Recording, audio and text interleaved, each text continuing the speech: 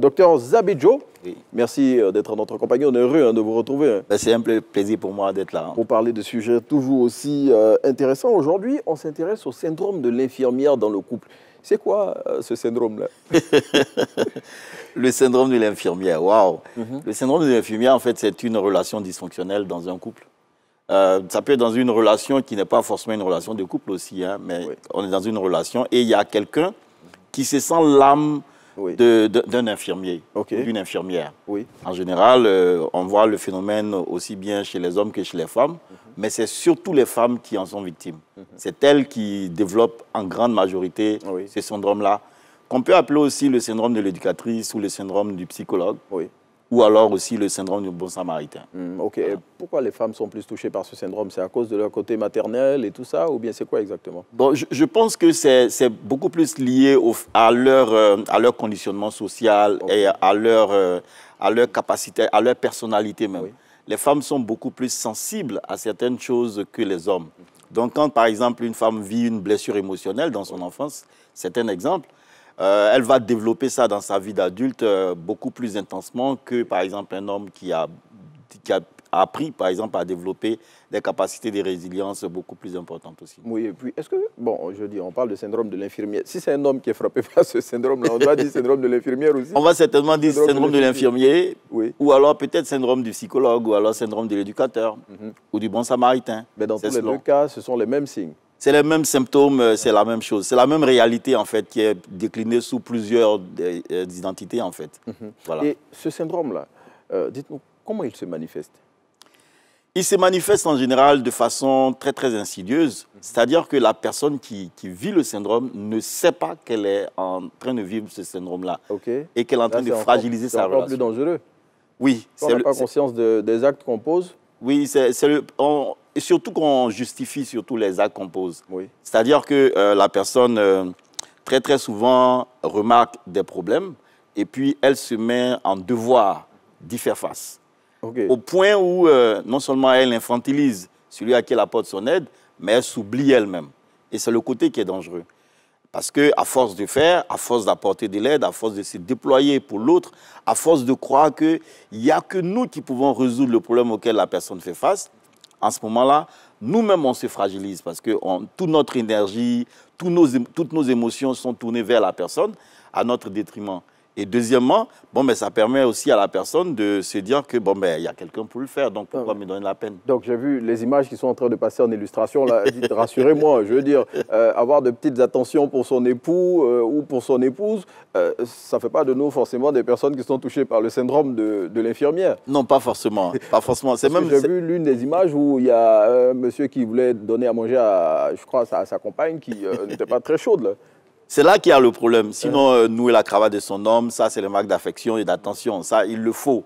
Il le faut dans un couple. Le faire, donc ça, c'est pas problématique. Ma femme, par exemple, elle n'est pas malade.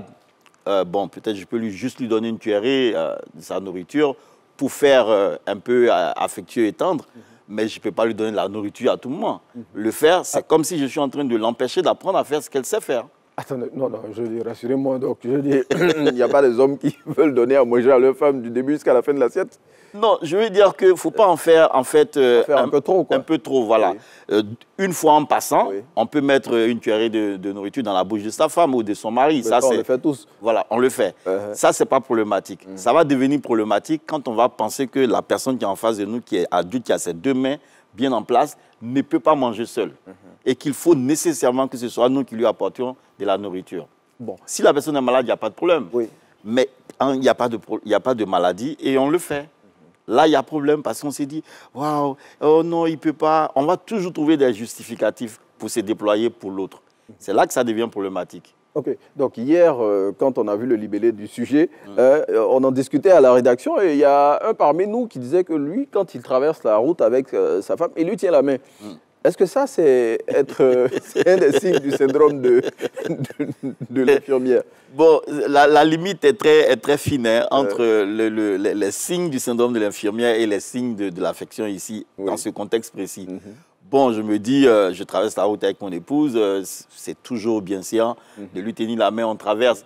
Mais c'est quand j'en fais un plat, quand j'en fais une habitude où elle, c'est-à-dire que partout où on va, je me crois obligé de lui tenir la main pour faire ce genre, poser ce genre d'acte. C'est là que ça devient problématique parce que la personne risque de s'en plaindre. Et la personne risque de se voir ici attachée à part des liens. À la limite. Voilà, c'est ça le problème. Et à force de le faire, le côté qui est dangereux, c'est que nous-mêmes, on s'expose. On s'expose à quoi? On n'a pas le temps pour soi-même. Parce qu'on est tout le temps tourné vers la satisfaction du besoin de l'autre. Premièrement. Deuxièmement, en général, des gens qui souffrent de ces syndromes-là, ils n'attirent à eux que les gens qui ont le profil. OK. C'est-à-dire qu'ils vont attirer à eux des gens qui sont problématiques, je veux dire, des gens qui sont endettés, des gens qui sont dans la drogue, des gens qui sont malades. Ils n'attirent à eux que ce genre de profil-là. Et ils se déploient pour ces personnes. Et à force d'eux, ce dont ils ne se rendent pas compte, c'est que, je le disais tout à l'heure, ils fragilisent la relation. Parce que la personne finit par les laisser tomber. Non, mais en fait, donc, je veux dire, c'est quoi la frontière entre quelqu'un qui se comporte de façon responsable, donc il se dit qu'il doit veiller sur sa petite famille, il doit veiller sur son épouse, sur ses enfants. C'est quoi la frontière, justement, entre être responsable et puis s'ouvrir ou bien être protecteur et puis souffrir du syndrome de l'infirmière? Parce que dans ce que vous décrivez, je dis, moi, je vois par exemple une mère de famille qui est au petit soin de sa famille. Vous voyez, de son petit monde, donc son époux, ses enfants, ou un père de famille qui aussi au petit soin de son petit monde. Mais là, à quel moment on franchit la frontière entre être protecteur et puis souffrir du syndrome de l'infirmière? Je vais vous répondre par un proverbe chinois qui dit que, au lieu d'apprendre... Le proverbe chinois dit, au lieu de donner du poisson à quelqu'un tous les jours, il faut lui apprendre à pêcher. Oui. Voilà. Ce n'est pas parce qu'on n'aime pas la personne qu'on va lui apprendre à pêcher plutôt que de lui donner du poisson, ce qui est plus facile. Donc, la vocation de l'humain, c'est d'apprendre à être autonome et indépendant. Ne pas créer les conditions de la dépendance. Ça, c'est déjà le principe de base. Donc, ce qui va caractériser le syndrome de l'infirmière ici, c'est que la personne aura tendance à faire en sorte que ce dont il se sent, ou bien elle se sent obligée de tenir compte ici, il ou elle va faire en sorte que ces personnes-là soient dépendantes d'elle. Et c'est ça qui n'est pas intéressant. Parce qu'à force de se retrouver dépendant, alors qu'on a une velléité à l'indépendance, on finit par s'ennuyer, on finit par dire, bon, ben, attends, j'en ai marre, excusez-moi si je peux m'exprimer ainsi. C'est ça le côté un peu dangereux. Mais ça n'a vraiment rien à voir avec le sens de la responsabilité. Je suis responsable de mes enfants, j'ai le devoir de leur trouver à manger. Mais je n'ai pas le devoir de concocter des repas pour eux, alors qu'ils ont la possibilité de le faire par eux-mêmes. Non, mais si je dis, moi je suis père de famille, j'ai envie de faire le repas pour mes enfants, est-ce que ça fait de moi quelqu'un qui souffre du syndrome de l'infirmier? Le problème va se trouver dans le trop-plein. Le faire une fois en passant, ce n'est pas problématique. Mais c'est quand on le fait exagérément, au point où les personnes dont on s'occupe ainsi deviennent dépendantes de ce qu'on est en train de faire, c'est là qu'il y a problématique. J'ai des enfants qui sont adolescents. Ils ont vocation à devenir des adultes, des pères de famille, des mères de famille qui vont devoir jouer des rôles sociaux. Je ne peux pas faire de la nourriture pour eux tous les jours. Le faire ainsi, je ne suis pas en train de leur rendre service. Je suis en train de créer des conditions de dépendance. Ma fille qui ne va pas apprendre à faire la cuisine, quand elle va se retrouver dans un foyer, comment elle va se comporter? Donc, même si j'ai bien la conscience de ma responsabilité parentale, je vais certainement recruter du personnel domestique pour faire la cuisine, mais je vais demander à ma fille d'aller à la cuisine pour apprendre à faire la cuisine. Ça, c'est indispensable. Or, celle qui souffre, parce que comme je l'ai dit, c'est surtout les femmes qui en souffrent. Celle qui souffre du syndrome de l'infirmière, elle va se dire, elle va toujours trouver une raison pour ne pas que la personne assume son indépendance à ce niveau-là. Elle va être là, vous allez voir que les personnes qui vont venir vers elle, c'est des gens qui sont surendettés. Et vous la verrez en train de courir de banque en banque pour trouver les solutions, de personne à personne pour trouver les solutions à la place de la personne en question. Mais c'est quel jour cette personne-là va apprendre à être autonome et indépendante? Vous allez voir qu'elle va recruter, enfin, elle ne va pas recruter exprès, mais elle va attirer à elle des personnes qui sont malades, dont il faut s'occuper. Et c'est tout le temps elle qui est en train de se déployer. Vous la verrez courir d'hôpital en hôpital, de lieu de culte en lieu de culte, de centre de santé en centre de santé. Et finalement, elle n'a pas une minute pour elle-même. Et c'est là le problème. Parce qu'à quel moment sa vie à elle se déploie? Ce n'est pas qu'il faut être égoïste, non. Ce n'est pas qu'il ne faut pas être au service des autres, non. Mais il faut le faire dans la juste mesure des choses. Vous voyez? Sinon, le syndrome de l'infirmière, il y a un autre syndrome qui est voisin, qu'on appelle également le syndrome du sauveur. Oui. Mais il y a une grande différence entre ça. C'est quoi la différence justement entre les deux? Le syndrome du sauveur, lui, par exemple, celui qui en souffre, il le fait sciemment. Okay. Il le fait pour attirer la sympathie. Il le fait parce qu'il en tire un bénéfice. Okay. Il faut qu'on dise de lui, c'est grâce à moi que tel monsieur est devenu tant. C'est grâce à moi que celui-là, il a pu bénéficier de telle chose. C'est grâce à moi. Donc, il y a un bénéfice à en tirer. Oui. Contrairement au syndrome de l'infirmière, oui. Où là, c'est vraiment, on le fait inconsciemment, on ne s'y rend pas compte et on le fait sans en tirer aucun bénéfice. On n'attend rien et on n'espère rien. On le fait simplement parce qu'il faut qu'on le fasse. On se sent en devoir de le faire. Le syndrome du sauveur, est-ce que ce ne sont pas les personnes vaniteuses qui ont l'habitude d'être touchées par ce syndrome-là? Oui, un peu. Il y a surtout de l'orgueil et du narcissisme à l'intérieur de l'orgueil du sauveur. Il y a du narcissisme, on ramène tout à soi. Celui-là, c'est à moi qu'il doit son succès, c'est à moi qu'il doit telle chose, c'est à moi. Donc, vous voyez que ça revient à ça. Ouais. Alors que le syndrome de l'infirmière, non, au contraire, elle se cache. Elle n'a même pas envie qu'on sache que c'est elle qui est à la base de quoi que ce soit. Elle le fait. Oui, de façon désintéressée. Désintéressée. Mais en s'oubliant même. En s'oubliant.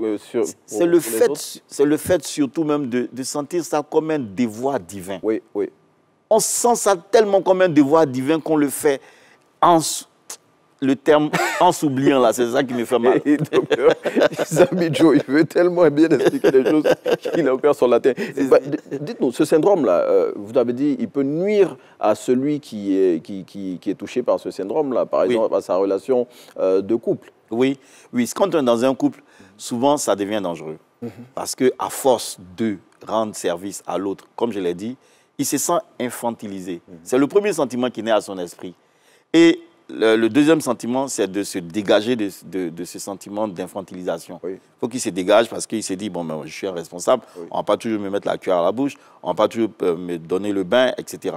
Donc, il va avoir tendance à pouvoir chercher ailleurs les conditions de son autonomie et de son indépendance. C'est là qu'il y a le problème. Parce qu'en ces moments précis, il va commencer, par exemple, à poser des actes qui ne sont pas en faveur de celui ou celle qui se déploie pour lui. Pour lui, oui. Et là, c'est comme si on était en face de l'ingratitude. Et là, ça fait très mal. Donc, celui qui souffre du syndrome de l'infirmière s'expose ici à vivre de vraies douleurs émotionnelles à cause de ces phénomènes qui vont arriver. Mais elle ne se rendra pas compte que c'est elle qui provoque ça, en fait. Bon, il ne s'agit pas ici de l'accabler, de la culpabiliser, non. Mais ici, de situer juste sa responsabilité, qui est que, bon, ben, tout être humain a vocation à devenir indépendant et autonome. Mais en fait, docteur, ce que vous décrivez, je suis sûr que beaucoup de téléspectateurs se reconnaissent là-dedans. Comment on peut expliquer ce syndrome de l'infirmière-là pour que les personnes qui nous suivent déjà se rendent compte qu'elles en souffrent, parce que vous le dites, on le fait de façon inconsciente, qu'elles se rendent compte qu'elles sont touchées par ce syndrome-là, et puis arrivent à appliquer les solutions que vous allez expliquer, par exemple, tout à l'heure? Déjà, il faut qu'elle arrive à détecter des signes. Et le premier signe... Dans ce que vous venez de dire, par exemple. Oui. Le premier signe ici, pour savoir qu'on souffre soi-même du syndrome de l'infirmière, c'est déjà de voir qu'on a une estime faible de nous-mêmes. L'estime de soi, c'est la valeur qu'on a de nous-mêmes. Ça n'a rien à voir... Et comment on quantifie cette valeur-là qu'on a de nous-mêmes? Par exemple, vous allez voir que quelqu'un va faire une demande d'emploi, on va lui dire, il faut nous faire une prétention salariale. Alors que la personne a des gros diplômes, a des belles expériences et tout, elle se donne un salaire qui n'a rien à voir avec sa valeur sur le marché. Donc elle a une faible estime. Elle a une faible estime d'elle-même. Elle n'a pas bonne conscience de qui elle est, en fait, de son potentiel. Et donc, elle a tendance à se sous-estimer. Ça c'est un peu différent de la confiance en soi. La confiance en soi est un élément de l'estime de soi. Donc, chez ceux qui souffrent du syndrome de l'infirmier ou de l'infirmière, on a ici, par exemple, une faible estime de soi et une mauvaise confiance en soi. C'est le premier signe. Alors que l'estime de soi, c'est le carburant de l'être humain. C'est un peu comme, si vous voulez, ce que représente l'essence pour une voiture. Sans carburant, on ne peut même pas allumer la voiture pour voir son potentiel. Celui qui n'a pas confiance en lui, il ne peut pas. Donc, se déployer. Voilà, il ne peut pas se déployer. Donc, la personne qui souffre du syndrome de l'infirmière, comme elle n'a pas confiance, elle ne se juge pas par rapport à ses qualités intrinsèques personnelles, elle va se juger par rapport à ses actes. Donc, elle va penser que c'est en faisant pour l'autre qu'elle va gagner l'estime de la personne ou bien avoir la confiance de la personne ou alors elle va avoir elle-même de la valeur. Donc, elle va se juger, non pas par rapport à sa personnalité, mais plutôt par rapport à ses actes. Vous allez voir également que la personne qui souffre de ce syndrome-là, c'est une personne qui a beaucoup d'empathie pour les gens. Elle comprend les gens, elle les écoute, et ça, c'est bien. Mais souvent, elle franchit le cap de l'empathie simple pour aller dans l'hyper-empathie. C'est-à-dire, tellement on comprend les gens, tellement on veut leur rendre service, on en fait trop. Donc vous êtes en train de nous dire que toutes les tantis gentilles des quartiers, tous les tontons gentils qu'on retrouve dans nos quartiers souffrent du syndrome de l'infirmier. Pas forcément. Non, mais ces personnes-là qui s'oublient souvent, comme on le dit de façon triviale, pour les autres, ces personnes-là pourraient souffrir de ce syndrome. C'est possible, mais il est bon d'être gentil. Il est très, très bon d'être gentil, de se déployer pour les autres. Mais c'est par exemple, je vais vous donner un exemple. Vous me demandez de l'assistance, vous me demandez un montant d'argent que je n'ai pas. Et puis, je vais aller m'endetter. Vous venez vous donner. Je vous fais plaisir, c'est très bien. Non, ça, c'est plus que le syndrome de l'infirmier. Mais moi, j'en souffre en ce moment-là. Parce que je suis en train d'aller au-delà de mes possibilités. C'est bon de le faire. Mais quand je vais le faire une fois, pour une personne, je n'ai pas fini de rembourser cette dette que je vais me déployer pour une autre personne, une troisième personne, une quatrième personne. Cette personne-là, il faut qu'on lui trouve un autre syndrome. C'est pas le syndrome de l'infirmier. Finalement, je me retrouve, je ne peux même pas construire une maison. Vous voyez, il y a des gens qui ont accueilli des gens chez eux. C'est une très, très bonne chose. Mais à force de le faire, de s'occuper des autres, ils ont oublié qu'eux-mêmes, ils ont des enfants dont ils doivent s'occuper. Donc, ils s'occupent plus des personnes-là. Non, mais attends, donc vous nous ramenez des années en arrière où on avait des pères de famille qui accueillaient presque tout le village chez eux, qui scolarisaient tous les enfants du village. Bon, attends, ceux-là, c'était des super souffrants du syndrome de l'infirmière et de l'infirmier. Non, il ne faut pas forcément, si vous voulez, dénaturer un peu le syndrome. Non, pas forcément ça. Mais je veux dire que je vais le ramener à des considérations plus simples pour que nos téléspectateurs puissent percevoir ce qu'on est en train de dire. Je comprends bien. Mais il faut comprendre qu'il y a des limites quand même à la gentillesse. À ne pas franchir. Il y a des limites à l'empathie. On peut être empathique, on peut se déployer pour les autres, mais il faut le faire dans la proportion de ses possibilités. Parce qu'aller au-delà, c'est s'exposer soi-même à des troubles émotionnels. Alors que là où il y a des troubles émotionnels, il y a forcément un dysfonctionnement d'ordre physique, parce que ça va entraîner des maladies physiques d'abord, des maladies psychologiques ensuite, et même des maladies psychiatriques et des troubles du comportement dans la société. C'est un ensemble de choses dont il faut forcément tenir compte. Donc, il faut faire les choses dans les justes mesures. Je pose des actes de gentillesse, mais il ne faut pas que je m'oublie. Parce que c'est moi qui pose des actes. Donc, si je ne suis pas bien, je ne serai plus capable de poser ces actes-là. Donc, c'est d'en prendre conscience. Celui qui souffre du syndrome d'infirmière va surtout développer cette hyper-empathie pour les autres.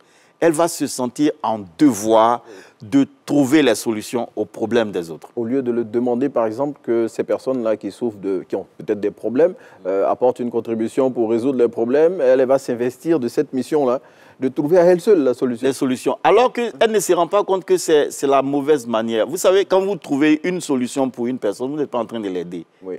La meilleure aide, c'est celle qui se déploie pour quelqu'un, qui amène la personne à découvrir par elle-même les solutions à ses problèmes.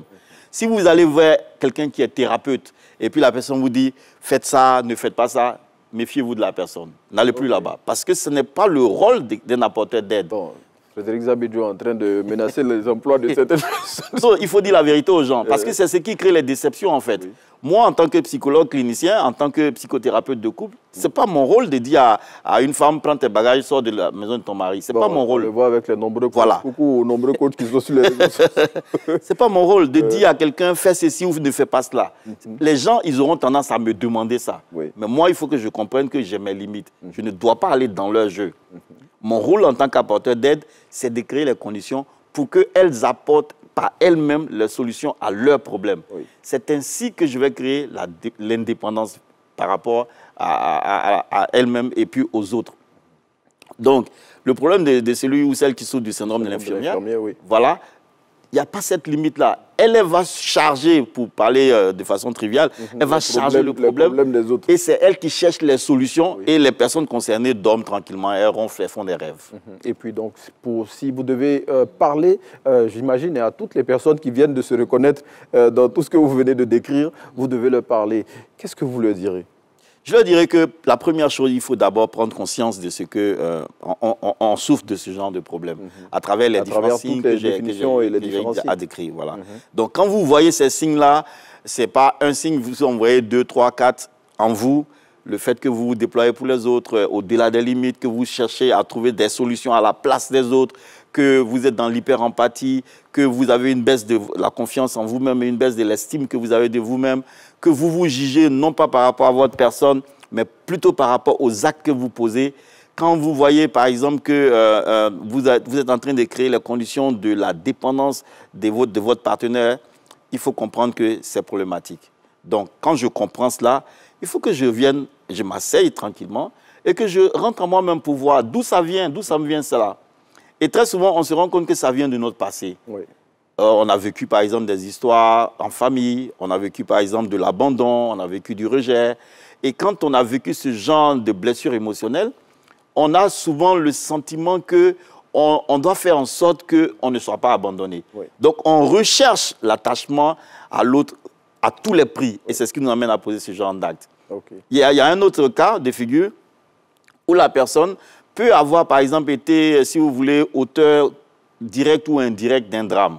Par exemple, je suis avec mon enfant, on va nager, l'enfant se noie, donc je me sens coupable du fait que voilà, je culpabilise tellement. Et comme je n'en suis pas guéri, du coup, désormais, tout ce que je vois comme enfant, vraiment, j'ai un amour démesuré pour eux au point où je ne veux pas que quelqu'un fasse quelque chose pour ne pas qu'on assiste à un autre drame. Donc, quand j'ai joué, soit activement, soit passivement, un rôle quelconque dans un drame, il faut qu'on fasse attention. Donc, quand on a vu ce genre de choses-là, il faut aussi demander de l'aide. Demander de l'aide. Et il faut que les gens intègrent désormais à leur habitude le recours à un psychologue. Oui. C'est vrai qu'on est dans un pays où ce recours-là n'est pas systématique. Oui, ce n'est pas véritablement ancré dans nos mœurs encore. Voilà. Et puis, souvent, les gens, ils rasent les murs pour aller voir les psychologues parce qu'on a une très, très mauvaise idée des psychologues. On pense qu'un psychologue, c'est pour quelqu'un, c'est pour les fous. Pour les fous. Alors que le psychologue, il est là pour les gens qui sont en bonne santé. Pour leur éviter justement de ne pas...